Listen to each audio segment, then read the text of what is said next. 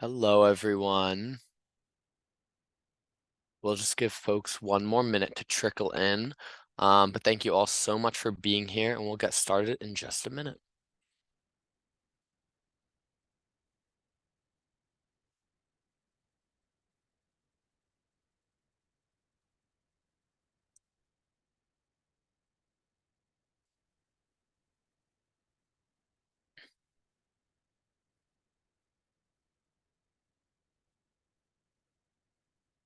Great. Well, thank you so much to everyone for coming to today's webinar. My name is Musa Hussain. I'm a research assistant with the Center for Healthy Aging at the New York Academy of Medicine.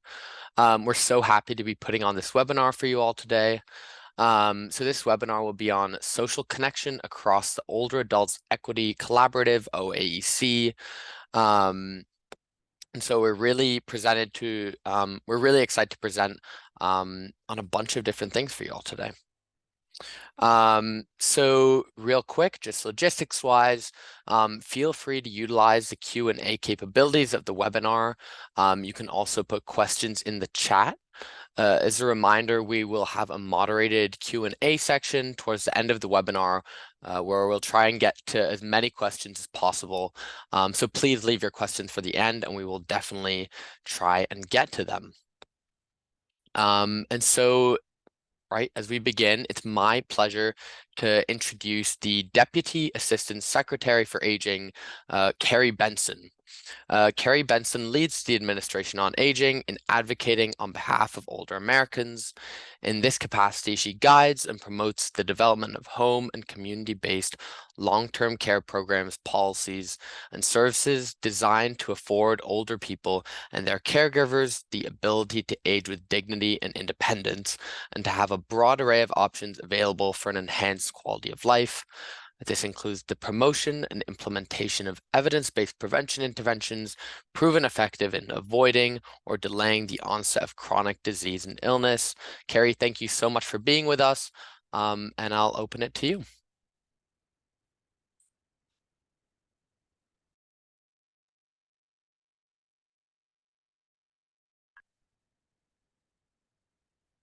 We might need a minute to let Carrie become a speaker. Yeah, we'll give Carrie just a couple of seconds.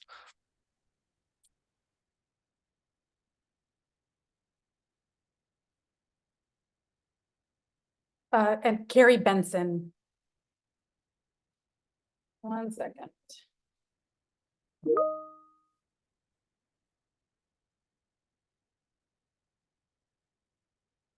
And Carrie Benson, hold on 1 second. We're just letting you become a speaker. Just give us 1 moment.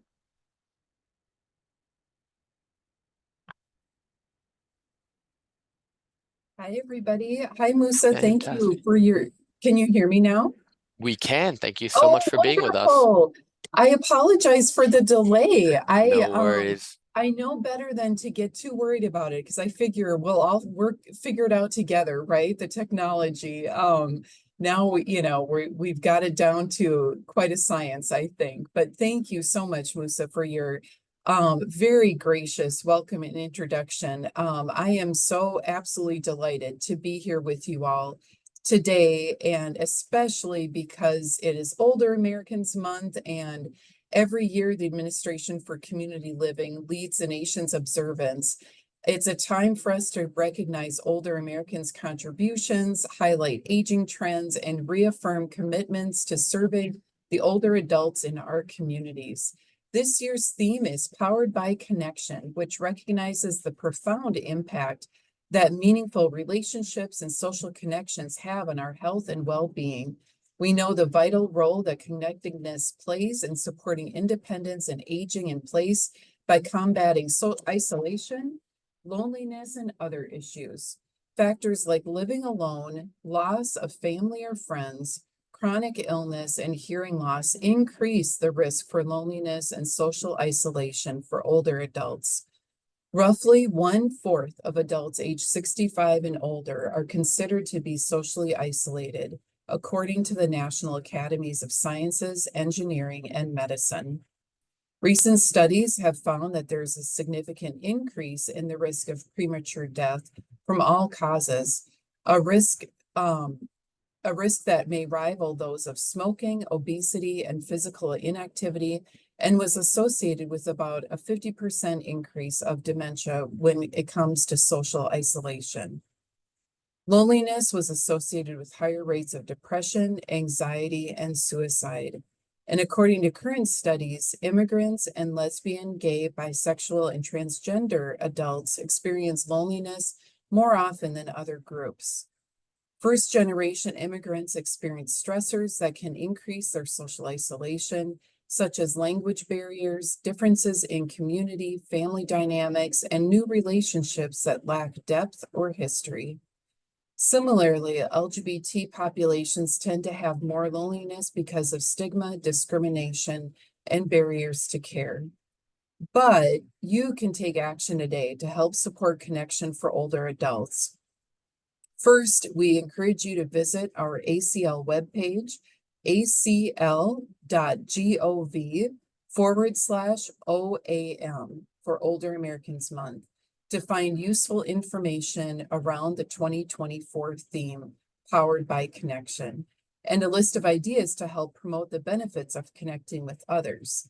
Some of these ideas include sharing facts about the mental, physical, and emotional health benefits of social connection and how it contributes to our overall well-being, promoting resources that help older adults engage, connecting older adults with local services to help them overcome obstacles to achieving or maintaining meaningful relationships, encouraging partners to host a connection-centric event or programs, challenging professional and personal networks to prioritize meaningful social connections and share the benefits, inspiring older adults to share what connection means to them on social media using the hashtag Powered by Connection, and sharing the resources you hear in today's presentations.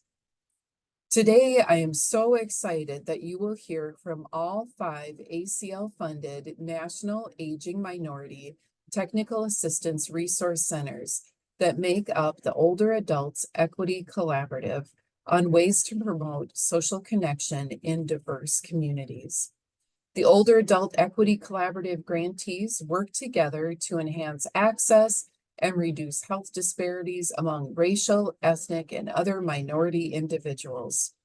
These centers design and disseminate frontline health promotion and disease prevention information that is culturally and linguistically appropriate for older individuals of African American, Hispanic, Asian American, and Pacific Islander descent, American Indian and Alaska Native elders, as well as for older lesbian, gay, bisexual, and transgender adults, and provide targeted technical assistance and training to the Aging Services Network, older adults, and their caregivers.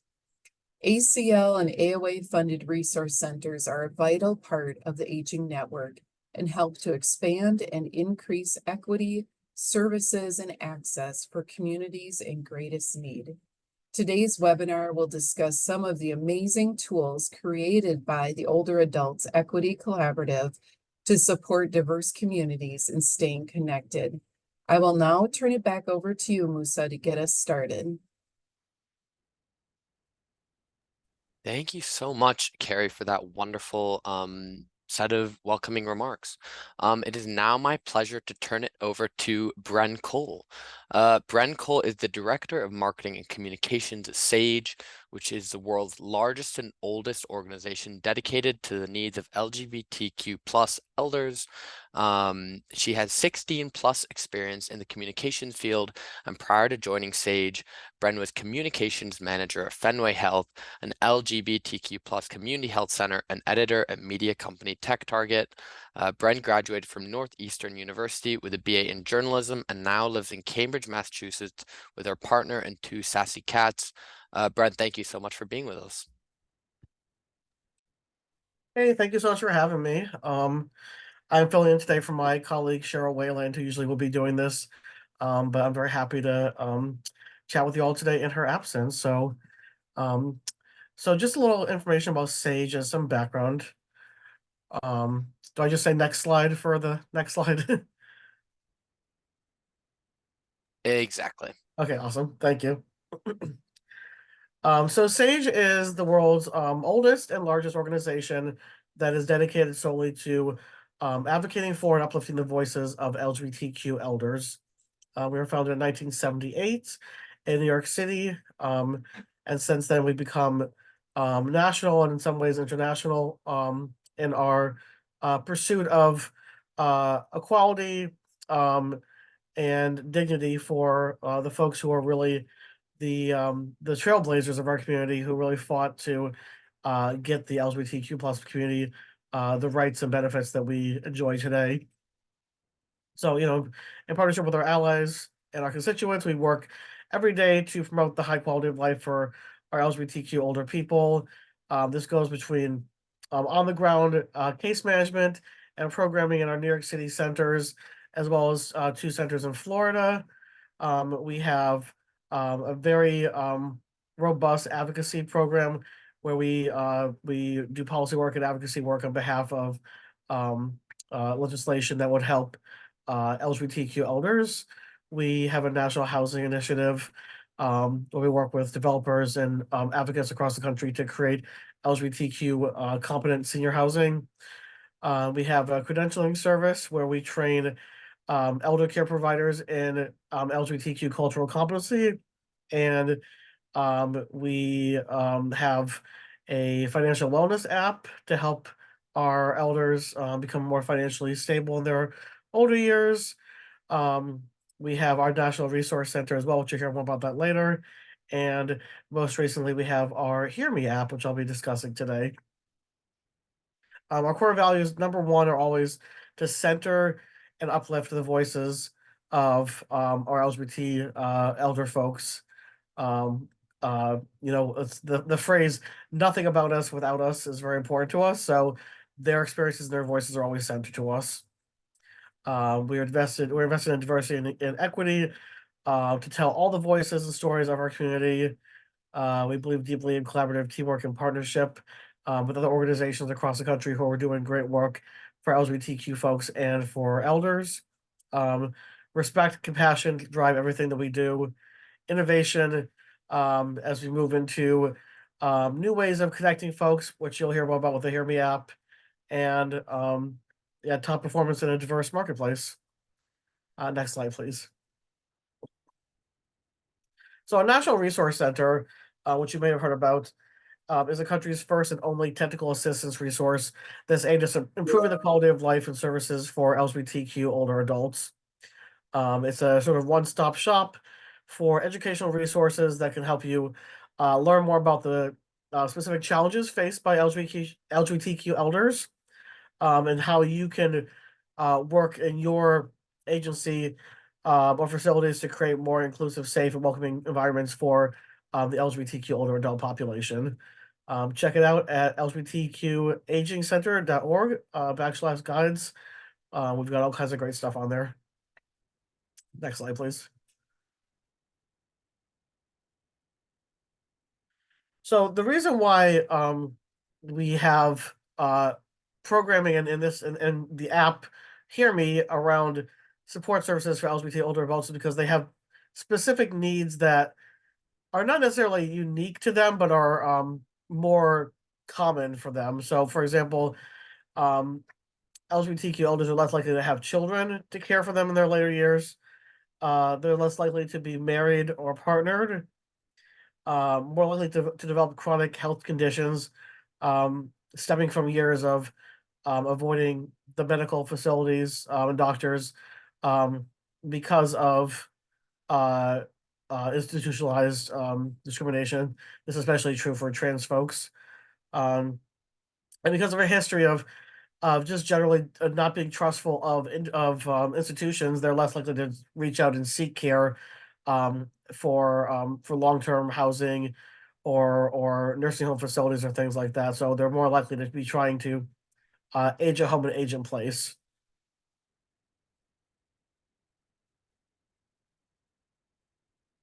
Next slide, please. Thank you. So this is where our Hear Me app comes in.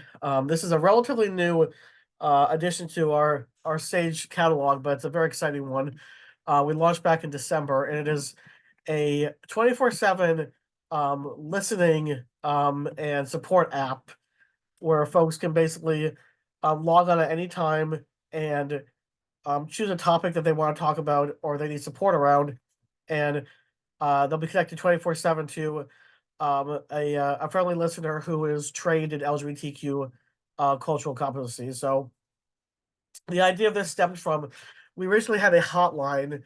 But was actually we found actually that our hotline was not being really used as a crisis line so much as it was being used as a support line, so a warm line, if you will, not really a hotline. So we pivoted from crisis focused support to just general daily wellness and a focus on emotional and mental health. Um, so uh, as of May of this year, we have 359 different folks who have joined since December, who have been active members, meaning that they've had several conversations with listeners and have logged in more than once to chat and to get support. Um, they've had 461 different chats and 45 ongoing conversations, which means a conversation with the same elder and the same listener that has continued over more than one incident. So when folks log on, they get a chance to kind of like talk to get a category around what they want to talk about. Majority are looking for emotional support. They're they're feeling isolated, they're feeling disconnected. They want someone to just talk to about their day or a sounding board for their problems, just a friendly ear. 20% are looking for support around friends, family, relationships. The I just want to talk category is also popular with folks who really just want to chat with somebody, you know.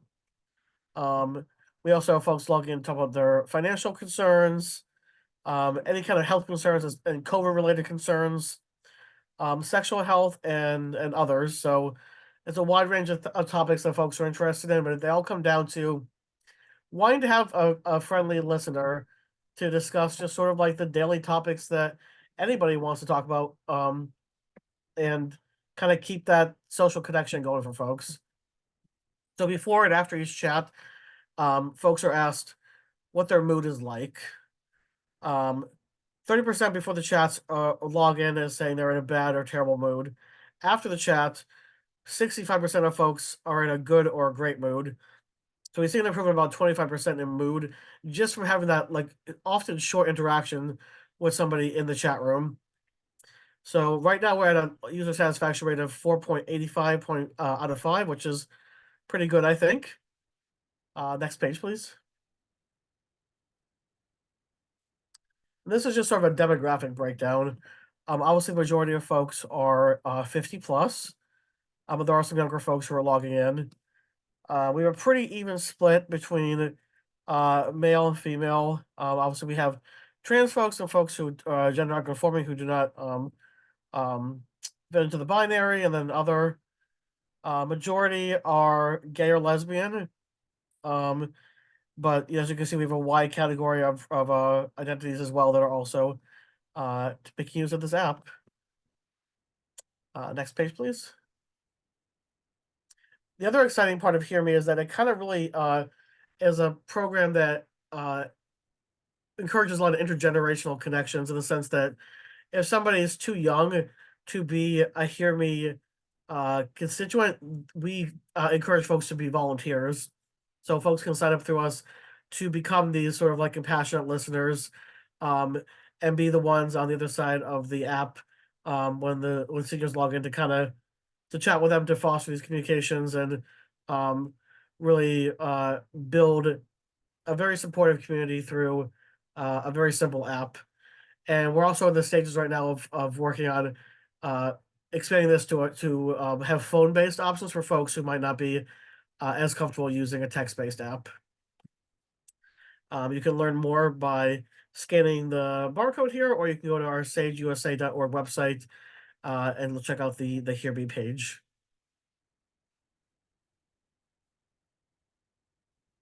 Next slide. All right, that's it for me. Any questions in the chat? I'm happy to take them. I'm not sure if I should take them now or later or what I think we'll save time for questions at the end Okay. of toward the end of the webinar, but Bren, thank you so much. Wonderful. That was a wonderful presentation, and it's my pleasure to introduce our next speaker, Keisha Lewis from NCBA. Keisha is an occupational therapist and certified diabetes care and education specialist with more than 20 years of experience in human services, mental health, and physical disability. In 2020, Keisha founded Weldom, an aging in place consultancy and diabetes coaching service. Keisha's ultimate focus is empowering individuals with the skills to be independent in their environment without fear. Keisha, thank you so much for being with us, and I will let you take it away. Okay, thank you, Misa. Can you do the next slide for me, please?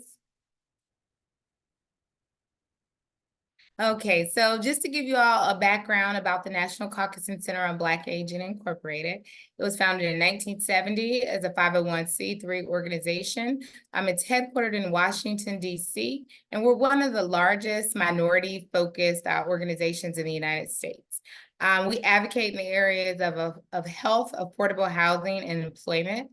And we share our resources over an experience across a variety of policymakers, legislators, advocacy, and service groups. The one thing I could say about NCBA is that we believe that older adults, regardless of their race, their ethnicity, or their status, they really are the fabric of our country, and they've earned the rights to enjoy their golden years without fear and without lack of resources. Next slide, please. So our health and wellness program, with our health and wellness program, what we have done is we see that we work in tandem with nationwide goals and objectives of the Old Americans Act of 1965 and then Healthy People 2030 and the Administration of Community Living. So African-American older adults, they're disproportionately affected by social problems, including lower levels of income, poor health outcomes, and reduced access to resources, all of which are recognized as risk factors for social isolation. So the NCBA Health and Wellness programs, we work in tandem with these organizations because we strive to remove those access barriers to age and network resources and technical assistance. We work to connect older adults and family caregivers to local and national resources. We work on protecting the rights and preventing abuse, and we strengthen the Aging and Disabilities Network. We promote strategies that enable older people and family caregivers to thrive in their communities. And we collect data to help us inform our resource allocation and future planning for the aging network and our stakeholders. We also are a source of collaboration and innovation for solutions in aging network with external stakeholders. Next slide, please. And so in 2020, we know that as the world in the United States and the world globally, the coronavirus, COVID-19 became a deadly pandemic. And so we had widespread protests over systemic racism, and we had a deeply contentious election. So I always say 2020 was a year like no other. And because of that ended up being a bad thing. Ended up, we shed some lights on some new programs we did at NCBA. Next slide, please. So how NCBA responded is due to the social and economic turmoil of 2020. We launched the Self-Advocacy Online program. And it was a webinar series that covers a wide range of topics and issues and challenges. And it gives opportunities for older adults, their caregivers, individuals with disabilities to be able to listen in and be able to connect with others. So some of these are just some snapshots of some webinars that we have done over the past 3, 4, going on 4 years now. And so can you go to the next slide, please? I just have a snapshot of some more of those webinars, I believe. So again, we've done things ranging from eye health to fraud and scams to having a healthy brain and body, living with a serious condition. We've talked about diabetes. We did an emotional well-being webinar for caregivers. We've covered breast cancer and heart disease. So a range of topics that can reach everyone and engage everyone. Okay, next slide, please. So this is something that NCBA offers. So we have a newsletter called the Caucus Corner that reaches a large audience. And if you'd like to sign up for our Caucus Corner newsletter, we do this quarterly. And you can visit or you can view the current ones at the ncbaaging.org if you look under the wellness program. But it's just great resources of what's kind of out there, what's happening with older adults, things to be aware of. And this was our latest April and May issue of our newsletter. Next slide, please. So for NCBA, what we did to combat social isolation, so we really wanted to build a sense of community at the time, a way for people to be able to connect. So what we did was we increased and encouraged our African-American older adults to embrace the use of technology. So getting more used to Facebook and Zoom and YouTube, and we had to do a digital newsletter. We also promote conducting wellness checks. So this is not something that just we did. We encourage that in our communities during this time and continue to encourage that. Also promote group activities. So doing group activities with older adults to keep them connected. Using low-tech options, including the telephone and the radio, they still work. Conversations on the telephone with good and old friends, or using the radio to be able to listen to music or listen to radio talk. And then there's often no tech as well, because there are some older adults that aren't into the tech. So a good old-fashioned postcard, a card in the mail, using like that paper newsletter. There are some people who've requested it in print, but using low-fashion, no tech is also beneficial for helping to combat social isolation. Okay, next slide, please. So mental health is also important. And in 2022, NCBA co-chaired the Social Determinants of Health Planning Committee for the 5th Annual Mental Health Awareness Day Symposium. Our Director of Housing served on the closing panel that addressed the intersection of social determinants of health as well as mental health. And currently, NCBA continues to co-chair the Social Determinants of Health Planning Committee. Next slide, please.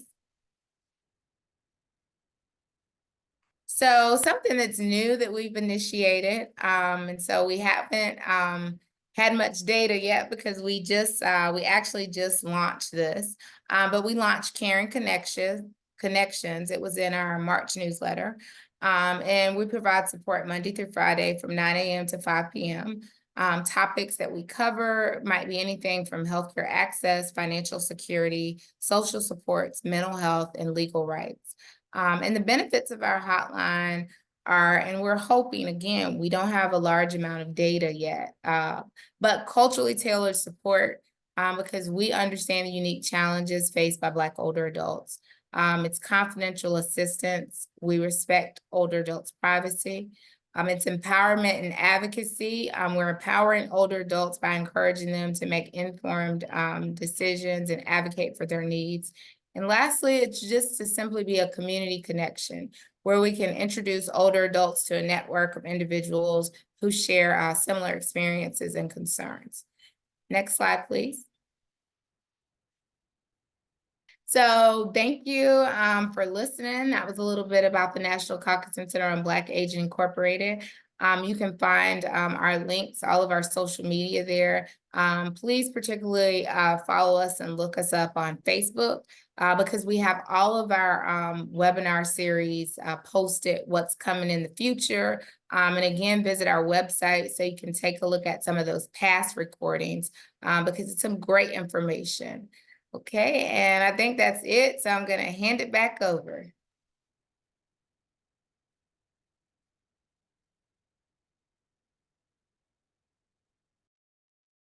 Cool. Musa, we can't hear you.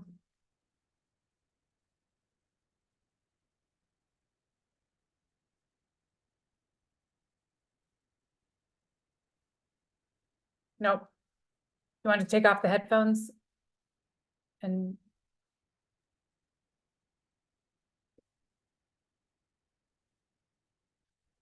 One moment, please. Yep.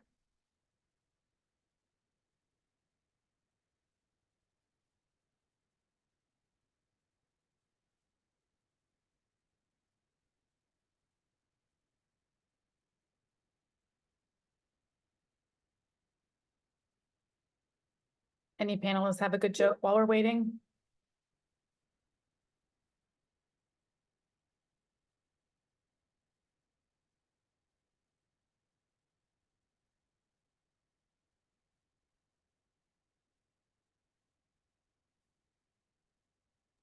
And folks hear me now?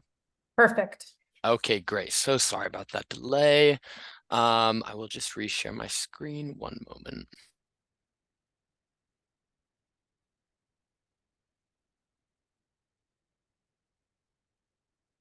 Sorry about that delay, everyone.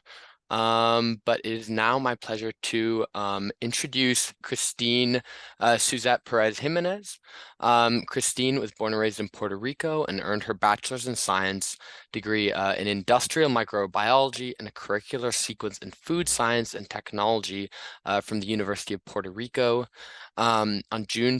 In June 2016, Christine received a master's in science degree with a concentration in environmental health from the School of Public Health, also at the University of Puerto Rico. Currently, Christine is the Director of Programs at the National Hispanic Council on Aging, NACOA, a national organization that works to improve the lives of Hispanic older adults, their families, and caregivers. Christine, thank you so much for being with us, and I will let you take it away. Thank you, Musa. Thank you, everyone. So good afternoon. Today, I'll be speaking about addressing social connectivity for older adults, particularly for Hispanic or Latino older adults. So next slide, please. And so again, I'll be providing more information about the National Hispanic Council on Aging, or also known as NACOA, and also an overview about the services that we have in place to address social connectivity of older adults. Next slide. So a little bit about the background of the National Hispanic Council on Aging and also the community that we serve.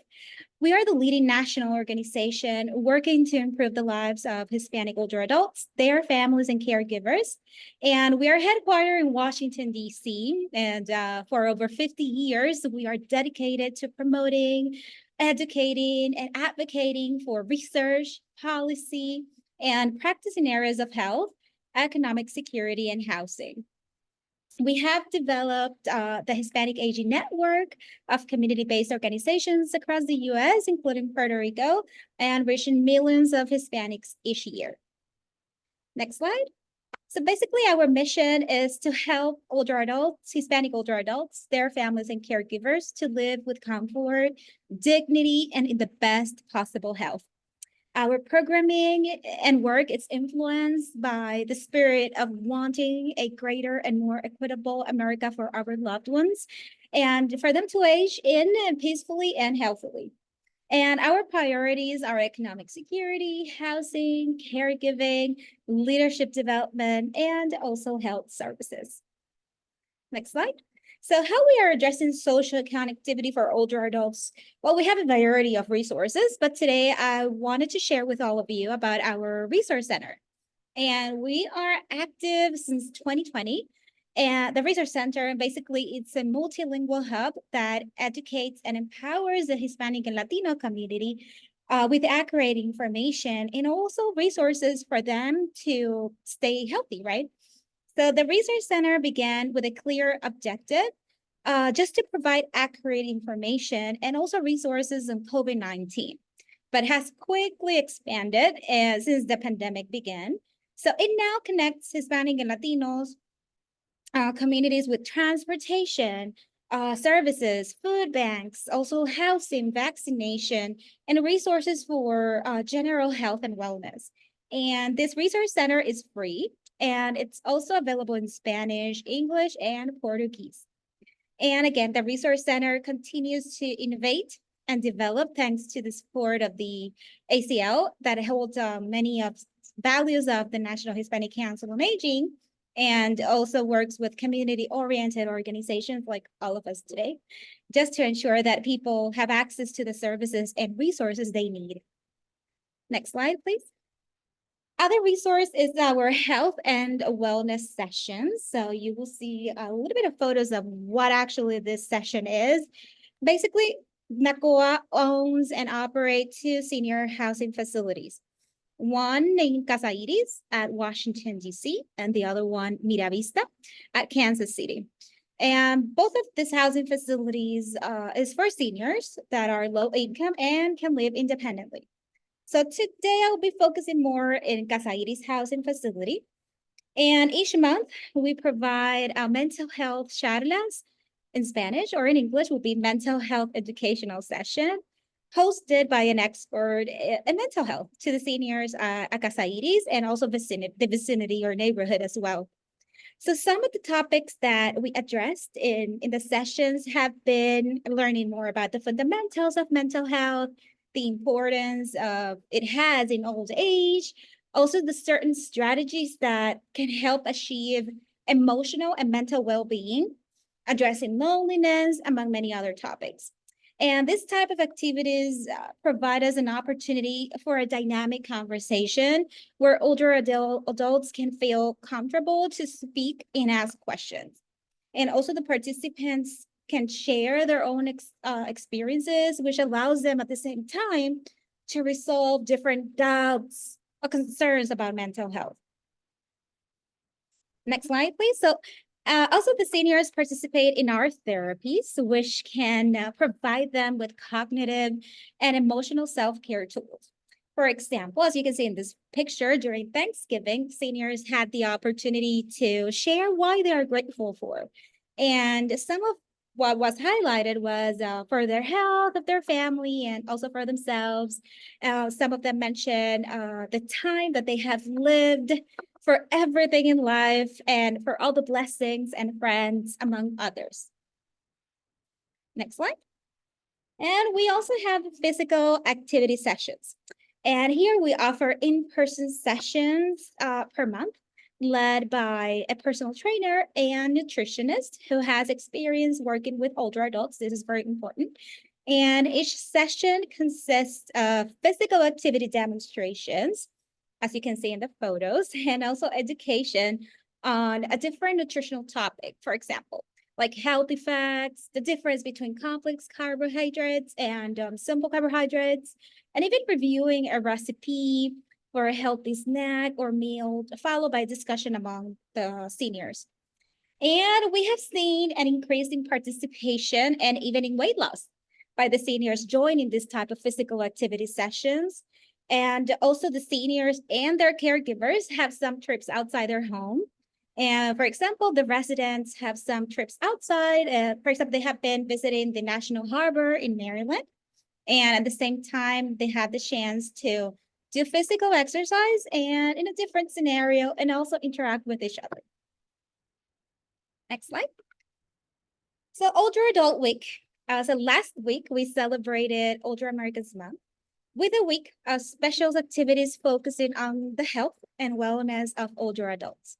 And throughout the week, we honor them with entertainment and educational activities that aimed just to empower older adults to live fuller and healthier lives.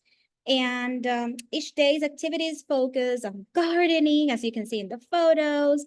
They also had safety sessions with the police department in Washington, D.C., exercise, self-care, even a barbecue day, and finish with a grand closing event, which we provided lunch. Also, we did a bingo game, and we had even a mariachi performance. Next slide. We are also in social media. You can look for us in X, Facebook, Instagram, and YouTube. You can find us with our handle as at NHCOA. And we also have our Cafecitos con NACOA that are educational sessions, which are virtual, coffee hours hosted in our Facebook. And this virtual venues allows us to have discussions about current issues impacting Latinos. And we have covered topics such as obesity, smoking cessation, dementia, COVID-19, even COVID-19 and treatments, the flu, among many other topics. And you can also know more about our work in our renovated website at www.nacoa.org. And we even have a section of blogs that has up-to-date information about issues impacting Latinos, and also for your review as well. And that's next slide. Before ending my presentation, we have an upcoming webinar about social isolation and loneliness among older adults. And we would love to have you there. So this webinar will be on May 28th at 11 a.m. Eastern Time. And we will highlight how the digital divide affects older adults and the benefits of empowering them to use technology to help fight social isolation. We also will have a testimonial from an older adult, barriers and solutions to address social isolation, among other topics. So we hope you can join us, and I have shared the RSVP link. And in the next slide will be a thank you for your time. And if you have more information, if you need more information from me, you can contact me at my email that is in here in the slide, c.perez@nhcoa.org. Thank you. Back to you, Musa. Thank you so much, Christine, for sharing all of that wonderful information. We really appreciate it. And it's now my pleasure to turn it over to Rebecca Owl Morgan, who is the project coordinator at the National Indian Council on Aging, NICOA. Rebecca is an enrolled member of the Eastern Band of Cherokee Indians located in the Great Smoky Mountains of North Carolina. She has degrees in history and library science, and her work at NICOA has highlighted the strength and proud history of Native people and the helpful tools elders can use to become powerful self-advocates for themselves and their tribe. Rebecca, thank you so much for being with us, and I will turn it over to you. Thank you, Musa. Thank you to everyone who's in attendance, and thank you to all my wonderful partners and all the amazing work that's happening out in the world to try to spread about the awareness of social isolation and things to be done. Can you please take it to the next slide? I want to tell you a little bit about my organization. It's the National Indian Council on Aging. Our mission is to advocate for improved health, social services, and economic well-being for American Indian and Alaska Native elders. We've been around since 1976. One of our largest programs is a job training program called the Senior Community Service Employment Program, or CSEP. And that not only helps people learn new skills in order to find unsubsidized employment, but it also helps to combat isolation by getting people out into their communities, learning new skills, and working with people of all ages. We're part of this group right now, the Older Adults Equity Collaborative, and through that we've been doing education and outreach about the problems of social isolation and the need to raise awareness of it. We're part of the Diverse Elders Coalition, and something we do every 2 years is have a conference on aging in Indian country. The next one will be held in Durant, Oklahoma, probably in the fall of 2025. At one point, along with the funding that we received for the Older Adults Equity Collaborative, we received a grant from the CDC Foundation for a very brief media campaign to try to address social isolation, because during COVID, it was identified as a concern for American Indians and Alaska Natives, particularly because some of those people live in remote rural reservations. I need to also tell you, though, that 78% of American Indians and Alaska Natives don't live on reservations, but the ones that do are very isolated. Indian country has long faced inequities in healthcare and social service resources, and mental health services can be very hard to find in Native communities. So NICOA created the Connected Indigenous Elders campaign to target elders, caregivers, youth, and tribal leaders. The materials that were developed were a website, 3 one-minute videos, and 3 radio public service announcements, fact sheets, an invitation on social media for caregivers to share their tips for self-care and receive a gift, and a coloring book developed by youth on ways to engage with their elders. All right, next slide, please. The reason that we felt this was important is that these are pictures, as you can see, from our conference in Reno, I believe, in 2021. The elders are the key to survival for tribes. The culture, traditions, customs, ceremonies, and language are something that elders are the resource for, and we have to acknowledge that. And I hate to say, but something that came about as a result of the pandemic is that it sort of was a catalyst to remind people to preserve that way of life and to help elders stay healthy and stay connected, to prioritize people who spoke their language and try to preserve all the beautiful knowledge that they have. Next slide, please. So tackling social isolation can be broken into a individual, community, and societal approach. And I can see from all the things that we've already heard about different applications and getting together in social groups, these things can be dealt with in a lot of good ways. People know each other one-on-one, can help to provide counseling, to encourage people not to neglect themselves, to get together in groups and to play games and try to make sure there's no barriers to preventing them from taking part in gatherings.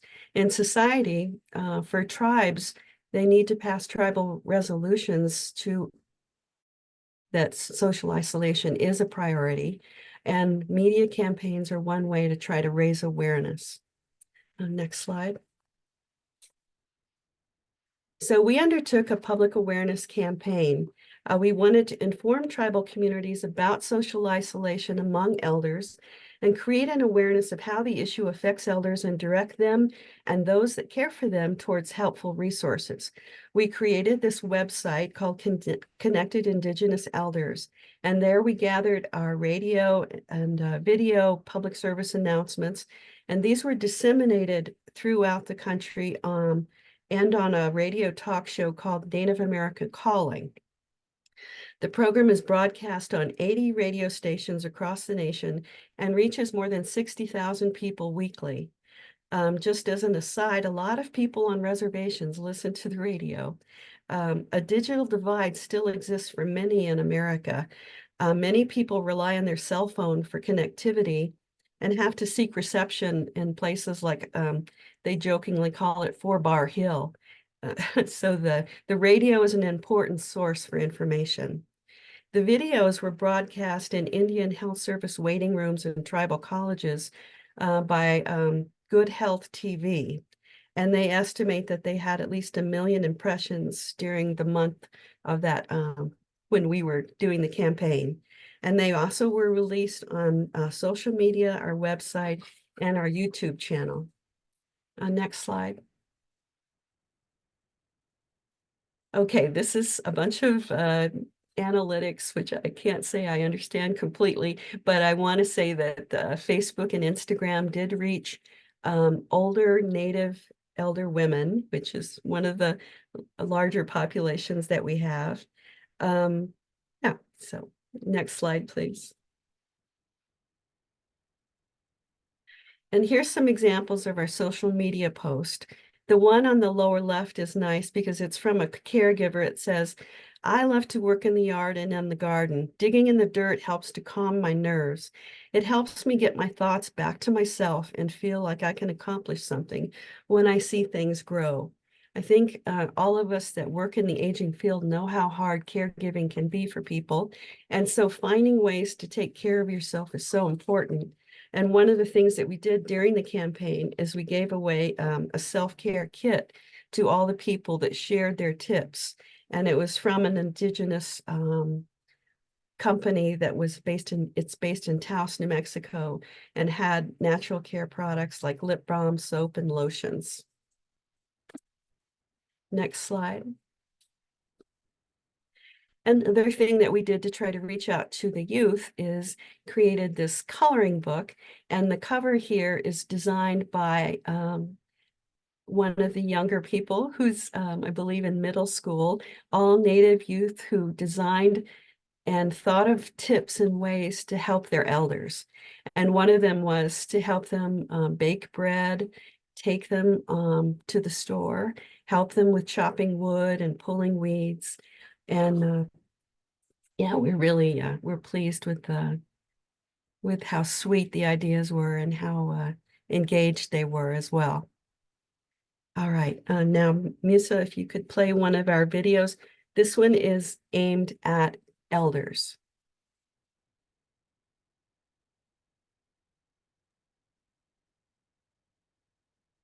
Visiting with family and relatives will help us from feeling lonely or socially isolated.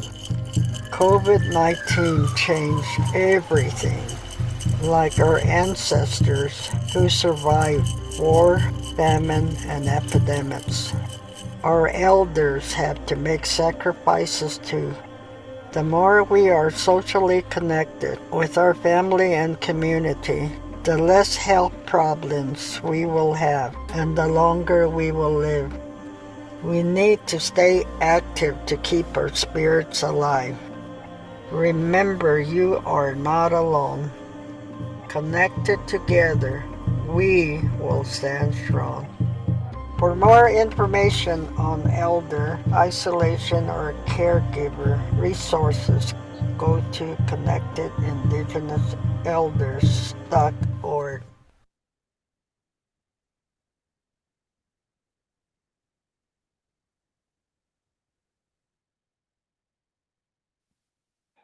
So the relationship, my relationship with the American. Okay, I think I'm getting to be over time. Thank you, everybody. Thank you, Musa. Here's some resources. Next slide. And next slide. Thank you very much.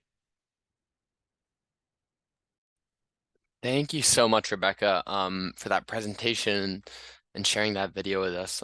We all really appreciate it. And now it's my pleasure to introduce Mansha Mirza and Maya Bomik from the Asian American Resource and Cultural Center at the University of Illinois, Chicago. Mansha is the principal investigator and leads the program. She's also an associate professor in the Department of Occupational Therapy at the University of Illinois, Chicago. Maya is a visiting research specialist in the Department of Occupational Therapy at the University of Illinois, Chicago, and the coordinator for this project.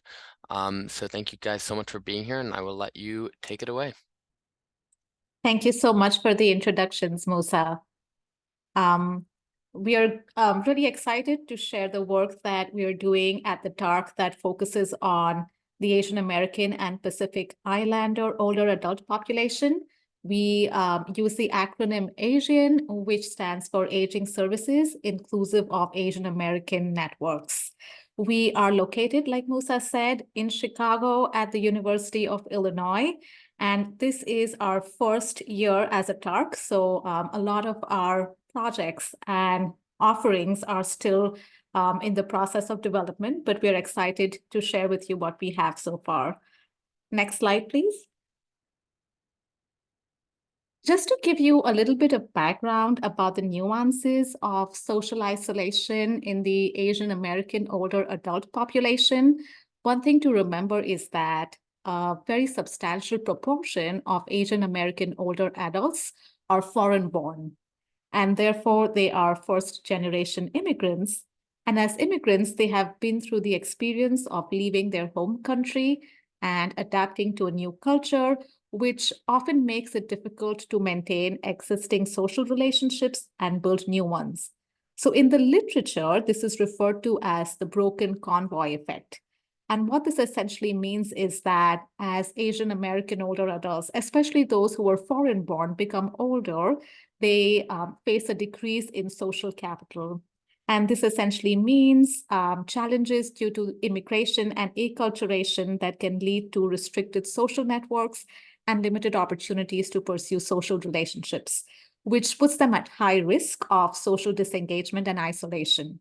And this risk is further exacerbated for those who also face socioeconomic disadvantages and those who experience language barriers due to limited proficiency in English.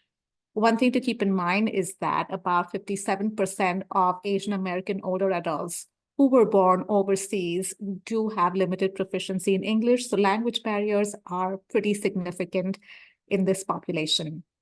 And I also wanted to share with you a quote that we have from one of our community advisory board members who also is a service provider and self-identifies as a senior too.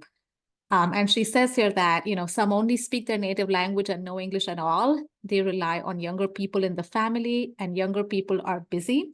Some seniors are disappointed about this and describe themselves as a ball for younger people to be kicked around. Next slide, please. So there are barriers that we know hinder social connection for this population, but there are also facilitators that we have uncovered through some interviews and focus groups and listening sessions that we're currently doing through the TARC.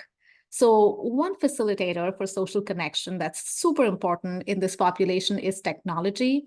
And we've learned that different Asian American populations have preferences for different social messenger apps.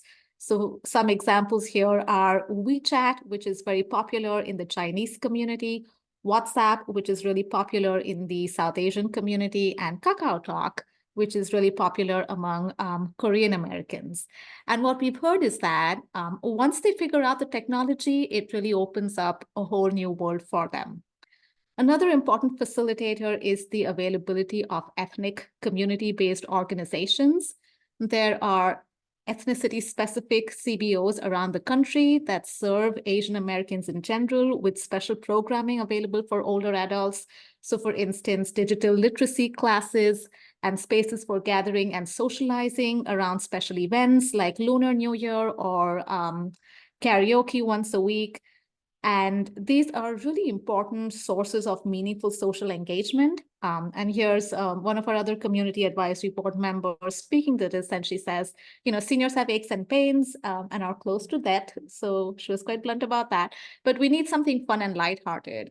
And then talking about some of the seniors that avail of services at the center she is in charge of, she says, they enjoy having a good meal and group gatherings and associate group gatherings with happiness. So given that, there are ethnic CBOs that are doing all this great work, we see our role as a TARC as uplifting the work they're already doing and supporting and boosting it to the best we can. And next, I'm going to hand it over to Maya to share with you some of the resources we've generated so far. Yeah, hi all. Thank you so much for having me, and thank you, Dr. Mirza. So just want to go ahead and we can go next slide now. Just to speak to some of the resources that we've created so far, we wanted to highlight infographics that have come out of a course at UIC. Again, one of the focuses of our project is on knowledge translation. And as Dr. Mirza highlighted, language access is a huge concern in the community. So these infographics really do focus on bridging the knowledge gaps for Asian American elders and affiliated service providers, caregivers, and families when it comes to understanding mental health. And these tools were specifically created by students in the Disability and Human Development 400 capstone course at UIC, which is led by Dr. Rushi Hasnain. She should be on Zoom with us here today, so just a shout out to Dr. Hasnain as well. And so these following slides just will give you a snapshot of what some of these infographics look like. They have also been translated by another student, Yunshen Li, into traditional Chinese, simplified Chinese, and Japanese. We have translations coming out in Hindi and Urdu, as well as Vietnamese, again, to ensure language accessibility to all of our community members. And then another key key project coming out of this aspect is an animation that will speak to Generation Alpha about the importance of speaking to your grandparents and the role that that plays in maintaining strong relationships and adhering to social isolation. For our elders. While we don't have time to show this animation today, this will be made available on our website. And again, these infographics are all available on our website as well. So we can go next slide and highlight a few more of these.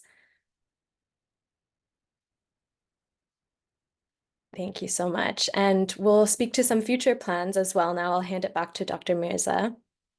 Thank you, Maya. Next slide, please. An important focus of our talk is on promoting intergenerational connectivity. We are hearing a lot from the seniors that we engage with, as well as from service providers, that language barriers create a huge disconnect between Asian American older adults and their grandchildren specifically. And so here are a couple of activities that we are planning for this fall. The first is a TikTok challenge. I know that the future of TikTok in this country is a bit dicey at this time. So if it turns out that we don't have TikTok anymore by this fall, we will switch to YouTube Shorts or Instagram Reels. But we're doing this in honor of Grandparents' Day in early September. We're going to post a challenge to our community networks where young people will be asked to post a 30-second video of something fun they did with their grandparents this month, and then pass on the challenge to someone else, and then they pass on the challenge to someone else. So that's one of our future upcoming plans. We also will continue to work with students in DHD 400 that Maya mentioned earlier. And this year we're going to have them help us develop video tutorials on digital literacy. So really, really brief, 60-second videos or shorter on specific digital literacy skills, like sending a text message on whatever their preferred social messenger app is, taking a selfie and sending it to a member of the family, or creating a group for group chatting on WhatsApp or WeChat or what have you. And we are going to make sure that these digital videos are language accessible as well. So those are some of the upcoming plans we have. And then we want to round this off with some additional resources. Maya, I'm going to hand it over to you. Yeah, again, so beyond the tools that we are creating at Asian, there are many resources available currently for social engagement in the Asian American elder population. And we hope to amplify these through our resource page, again, on our website, but wanted to highlight a couple here today while we have this platform. So the first is the Program to Encourage Active and Rewarding Lives, which is PEARLS is the acronym. They focus on educating older adults about what depression is and is not, and helps them develop the skills that they need for self-sufficiency and more active lives. The program takes place in 6 to 8 sessions over the course of 4 to 5 months in an older adult's home or community-based setting that is more accessible or comfortable for the older adults who do not see other mental health programs as maybe a good fit for them. And Pearl also allows for coordination with their current healthcare providers where appropriate. So there is specific programming through Pearls for Asian Americans, which is an aspect that we wanted to highlight. And another organization here that we wanted to shout out is the American Association of Retired Asians, which is a nonprofit dedicated to providing referrals, social and recreational services to the older adult population of the South Asian American community specifically. So some services that they provide specifically are referral and translation services when it comes to navigating Medicaid and Medicare or Social Security, as well as weekly older adult congregate lunches, women's empowerment sessions, mental health services and counseling, stress management as well, through meditation, yoga. There are also computer classes and sessions that relate specifically to elder abuse or domestic violence. So just a few resources that are out there that we wanted to amplify again. And we can go next slide. We're just wrapping up here.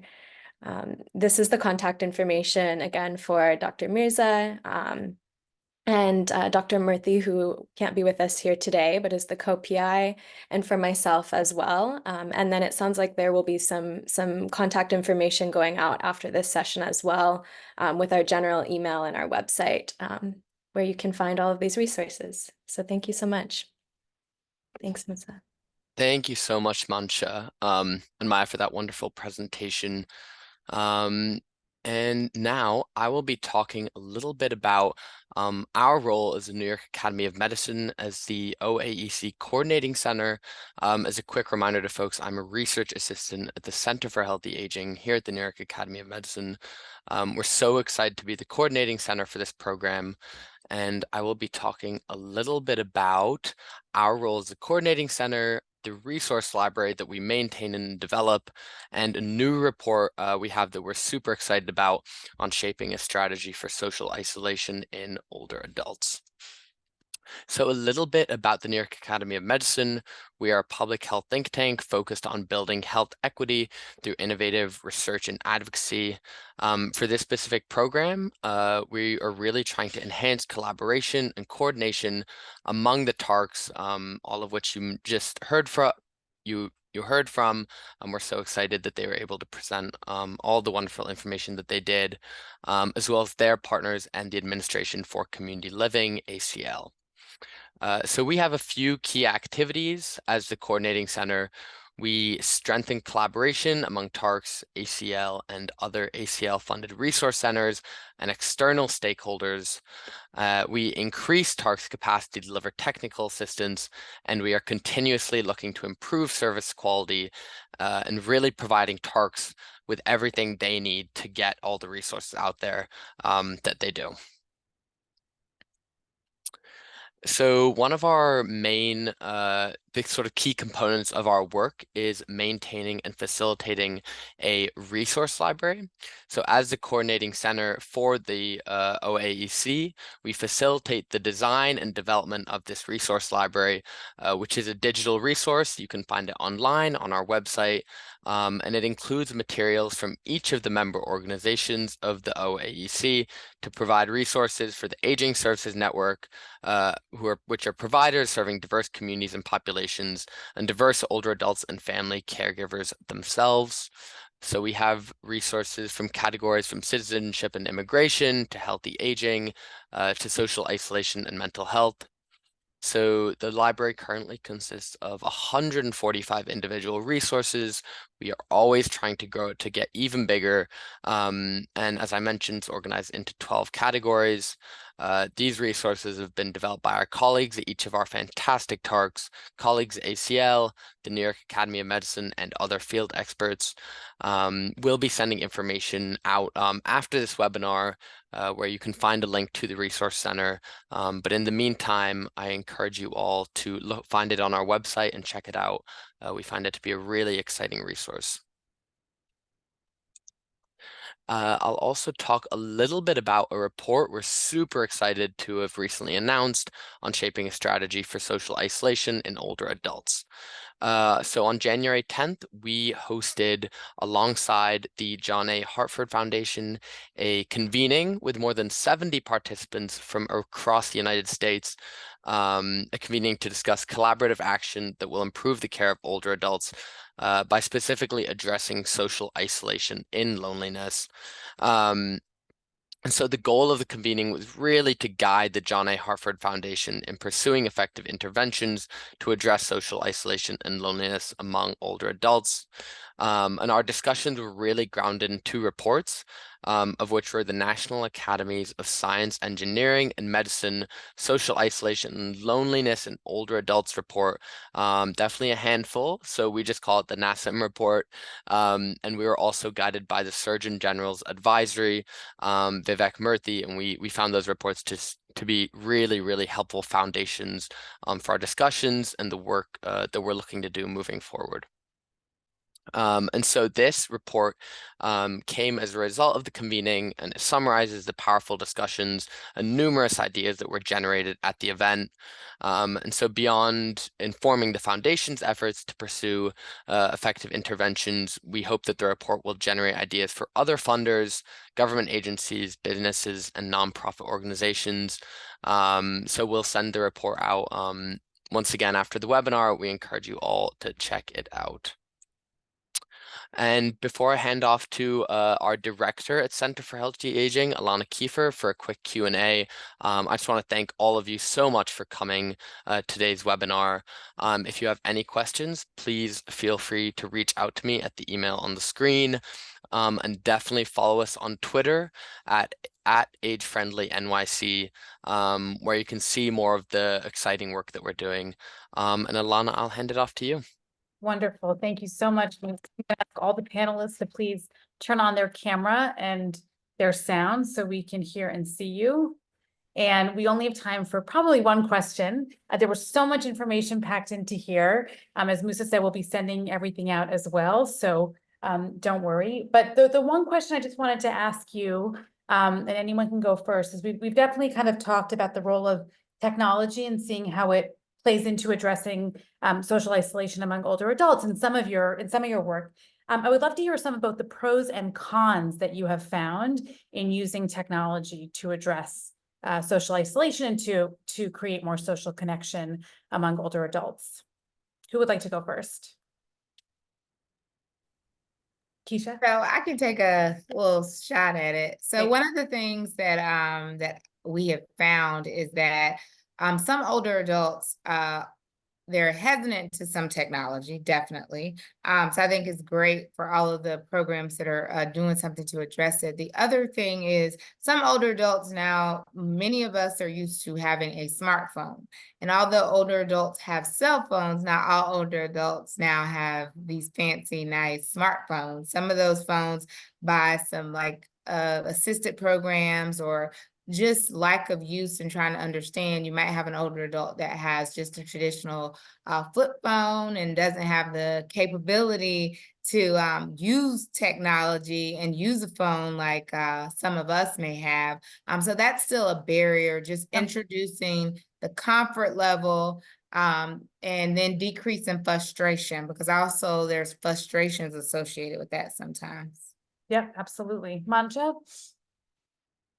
Yeah, just quickly to add to that, oftentimes when seniors get used to a certain platform and there's an upgrade and the interface changes, that can really throw people off and take away like the one line of connectivity that they might have with the broader community. The other thing is, it also exposes seniors to scams online and on text messages, which is particularly a risk for those who are not proficient in English and might not be understanding what they're looking at before they click on a certain link. So there's that. And then the third challenge, I think, is misinformation spreads on social media like wildfire. So while all the social messenger applications are really great for keeping seniors connected, they also learn about a lot of things health related, especially that might not be very scientific or evidence based. And it's important to kind of have people in the family to educate them, this is correct and this probably not so much. So don't make any health decisions based on what you see on WhatsApp. Yep, absolutely. In the interest of time, any final thoughts before we close out? All right. I want to thank all of the panelists. I want to give a huge thank you to Musa for hosting the webinar. He did a lot of work today and a lot of work leading up to this. And I want to thank all of you for attending. As I said, we will send out a lot more information, and I know that all of these panelists will be happy to follow up as well. Thank you all so much. Have a lovely rest of your day. Thank you all. Thank you. Bye.